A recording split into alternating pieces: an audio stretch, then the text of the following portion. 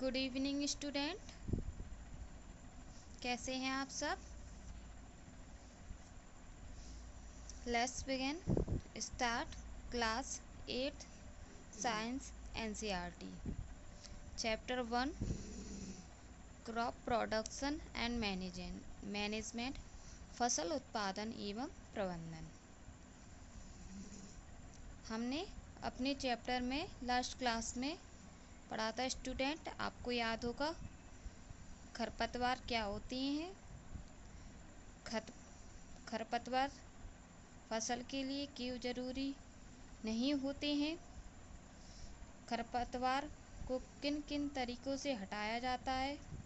प्राकृतिक विधि एवं रासायनिक खरपतवारनाशी द्वारा।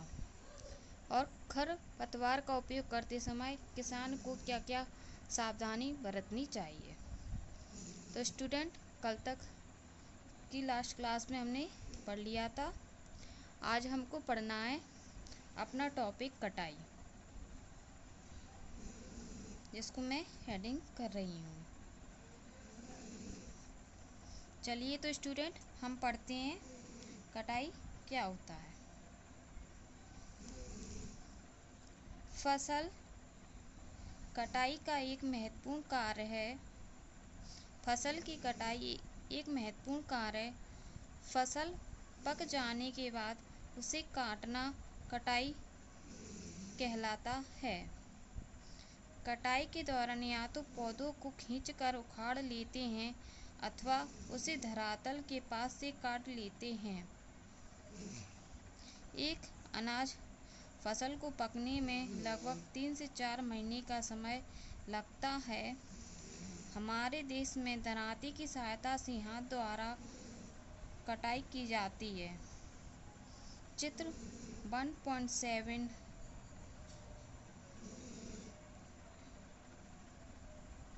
अथवा एक मशीन का उपयोग किया जाता है, जिसे हार्वेस्टर कहते हैं।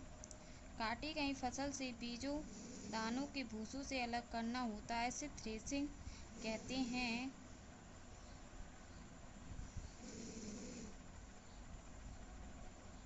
यह कंबाइन मशीन चित्र स्टूडेंट आपका द्वारा किया जाता है। चित्र 1.8 में जो वास्तव में हार्वेस्टर और थ्रेसर का संयुक्त रूप है। छोटे खेत वाले किसान अनाज की दोनों को फाटक कर अलग करते हैं। चित्र 1.9 में आप इसकी विषय में कक्षा 6 में पढ़ चुके हैं। तो स्टूडेंट, चलिए तो फिर मैं आपको समझाती हूँ कटाई क्या होता है। जैसा कि हमारे एक पैराग्राफ में बताया गया है, फसल की कटाई एक महत्वपूर्ण कार्य है। जब हम कृषि करते हैं तो बुआई, सिंचाई एवं खरपतवार आदि के चरण के बाद कटाई का चरण आता है। जब फसल अच्छी तरह पक कर तैयार हो जाती है, उसके बाद फसल को कटाई की जाती है। फसल को जमीन से अलग करके इकट्ठा कर रखना कटाई कहलाती है। फसल पककर जाने के बाद उसे काटना कटाई कहलाती है। ये हो गई आपकी डेफिनेशन।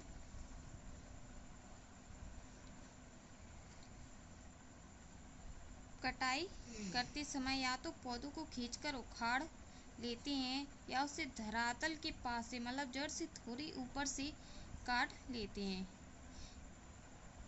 और स्टूडेंट, एक फसल को पकने में लगभग 3 से 4 महीने का समय लगता है। हमारे देश में फसल काटने के 2 तरीके हैं। एक दरांती द्वारा, जो कि हाथ से काटी जाती है, जैसा कि आप चित्र में देख रहे हैं। एक तरीका मशीन के द्वारा हटाई जाती है, जैसे कि चित्र 1.8 में आप देख रहे हैं, जिसको हार्वेस्टर कहते हैं। और फसलों से दानों को भूसी से अलग करना। फसल जो रोती है उसके दानों पे जो ऊपरी छिलका रहता है उसको अलग करना मशीन द्वारा थ्रेसिंग कहलाता है। और यह प्रक्रिया जब दोनों एक साथ की जाती है तो इसे कॉम्बाइन मशीन द्वारा किया जाता है, जिसमें हार्वेस्टर और थ्रेशर संयुक्त रूप से होते हैं, उसे कॉम्बाइंड मशीन कह जाती है। ऐसी तकनीक जिसमें हार्वेस्टर और थ्रेशर दोनों एक साथ एक समय पर हो जाएं, उसे कॉम्बाइंड मशीन कहते हैं। जबकि दरांती द्वारा पहले फसल को काटा जाता है, तत्पश्चात उसके दानों को फलकी से यानी भूसे से अलग किया जाता है। जबकि कॉम्बाइन मशीन से समय की कम बर्बादी होती है और कार्य कम मेहनत में कम समय में पूर्ण हो जाता है। और छोटे छोटे खेत वाले इस प्रक्रिया को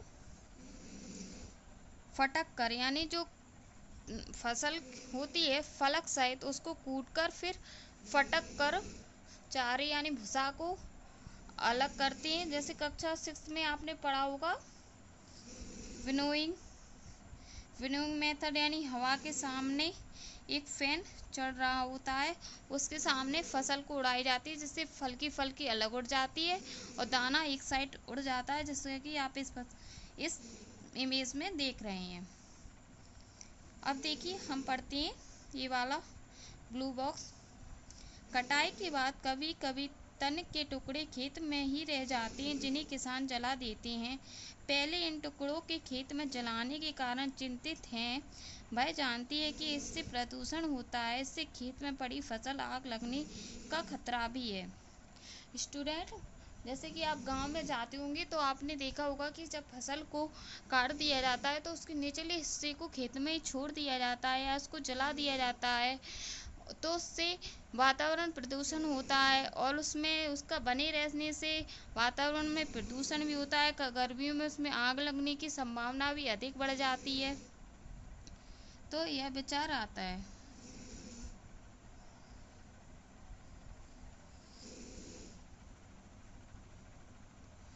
तो इसका क्या करना चाहिए। चलिए अब हम पढ़ते हैं कटाई पर्व। व्हाट इज दिस कटाई पर्व?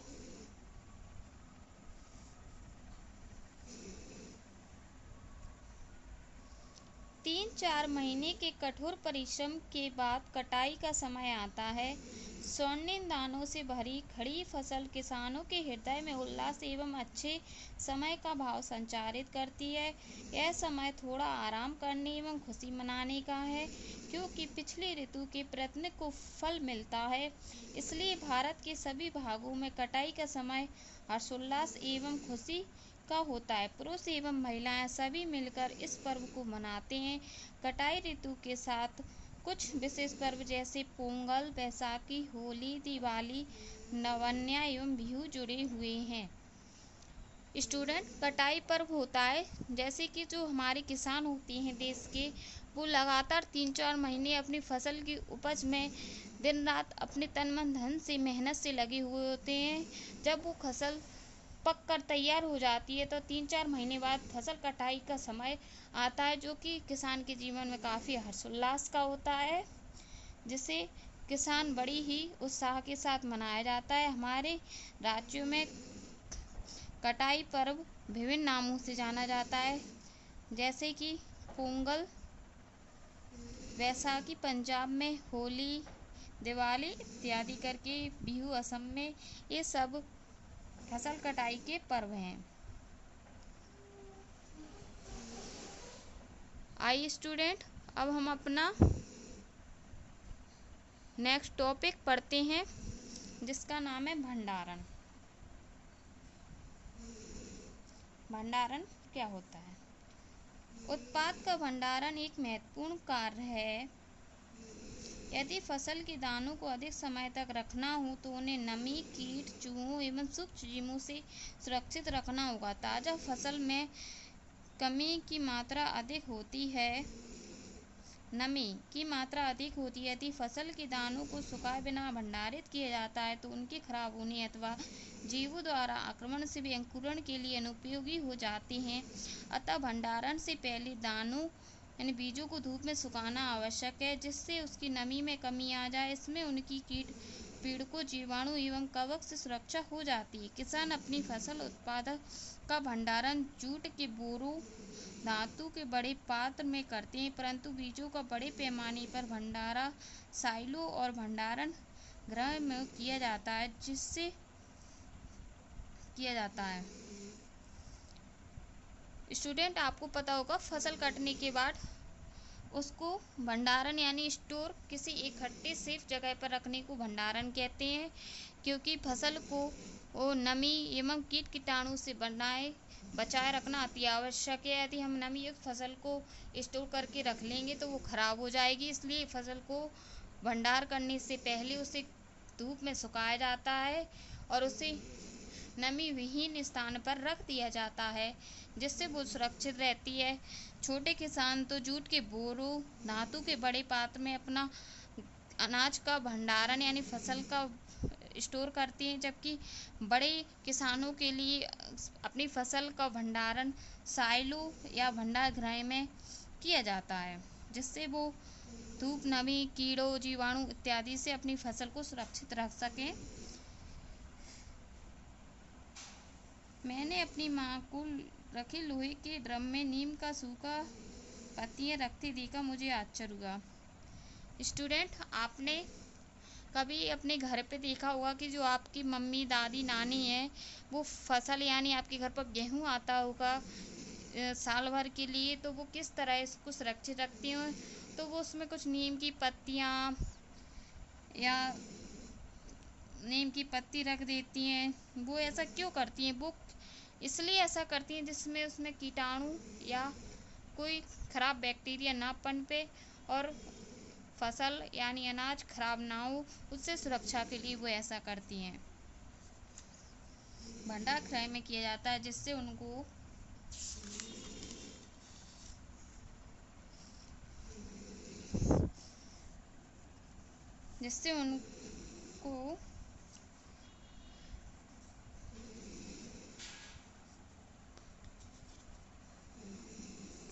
पीड़कों जैसे कि चूहे एवं कीटों से सुरक्षित रखा जा सकता है। चित्र 1.10 में आप देख रहे हैं, ये रहा हमारा चित्र। अनाज भंडारण हेतु साइलो यानी बड़े किसानों के लिए वह अपने फसल का भंडारण किस प्रकार करते हैं और भंडार गृहों में ये रहा भंडार गृह की इमेज। नीम की सूखी पत्तियां घरों में अनाज के भंडारण में उपयोग की जाती हैं।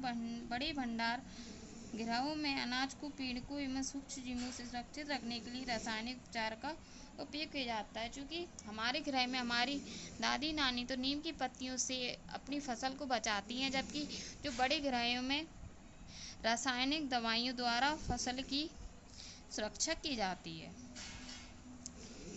देखिए स्टूडेंट, हमारा class 8th science NCERT chapter 1 crop production and management अपने एंडिंग की ओर है। तो देखते हैं अब हमारा लास्ट टॉपिक है इस चैप्टर का, ये जंतुओं में भोजन एक क्रियाकलाप।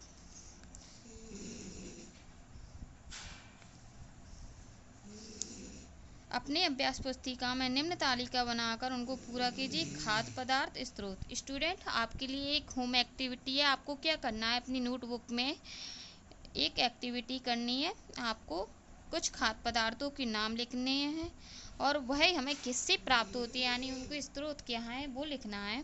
जैसा कि इसमें एग्जाम्पल दिया हुआ है दूध हमें गाय भैंस बकरी ऊँट से प्राप्त होता है। इसी प्रकार आपको लिखना है कि हमें अनाज कहाँ से प्राप्त होना है, अनाज अर्थात गेहूँ कहाँ से प्राप्त होता है और हमें गन्ना कहाँ से शक्कर हमें कहाँ से प्राप्त होती है और हमें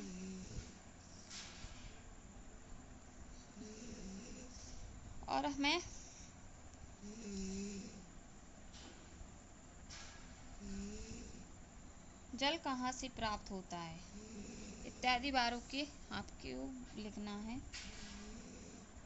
जैसे कि दूध, दही, चावल, दाल,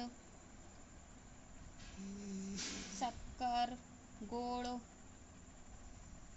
मिर्च, जो हमारे खाने योग्य पदार्थ हैं वो हमें कहाँ कहाँ से प्राप्त होती हैं, सब्जियाँ, इन सब के स्रोतों को आपको लिखना है।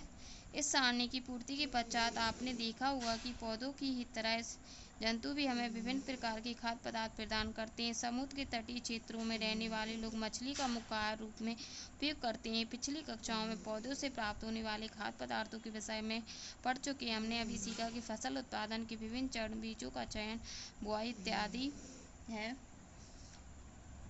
इसी प्रकार घरों में अथवा फार्म में पर पलने वाले पालतू पशुओं का उचित भोजन, आवास, देखभाल की आवश्यकता होती है। जब यह बड़े पैमाने पर किया जाता है तो उसे पशुपालन कहना जाता है। तो स्टूडेंट, आपको पता होगा कि कृषि करने के लिए पशुओं का बहुत महत्वपूर्ण योगदान होता है। तो उनकी जो रख रखाव का स्थान होता है उसे पशुपालन कहा जाता है। आपको बताना है कि हमें इस एक्टिव में नमक कहाँ से प्राप्त होता है, हमें जो नॉनवेज आइटम जैसे कि मांस कहाँ से प्राप्त होता है, इसके स्रोत क्या हैं, नमक के स्रोत क्या हैं, आपको मैं लिख देती हूँ। नमक के बारे में भी आप बताएंगे, नॉनवेज में मांस के बारे में भी आप मुझे बताएंगे। इनके बारे में आप एक्टिविटी करेंगे, ठीक है। ब्लू बॉक्स पढ़ लेते हैं नोट। मछली स्वास्थ्य के लिए अच्छा आहार है। हमें मछली में कॉड लिवर से तेल मिलता है जिसमें विटामिन डी अधिक मात्रा में पाया जाता है। तो स्टूडेंट, विटामिन मछली हमारे लिए बहुत आवश्यक है क्योंकि मछली में विटामिन डी पाया जाता है। इससे कॉड लिवर तेल मिलता है। हमारे जो मछली हमारे शरीर के लिए बहुत आवश्यक है। तो स्टूडेंट, आज की क्लास, आज का सेशन आपको कैसा लगा? अच्छा लगा हो तो हमारी वीडियो को लाइक करें, चैनल को सब्सक्राइब करें, कमेंट करें और शेयर करें। और आगे साइंस क्लास एनसीईआरटी चैप्टर 2 पढ़ने के लिए हमारी क्लास से जुड़े रहें। कल हम चैप्टर 2 से पहले इसकी एक्सरसाइज कंप्लीट करेंगे, फिर हम उसके बाद चैप्टर 2 स्टार्ट करेंगे। Thank you for watching student.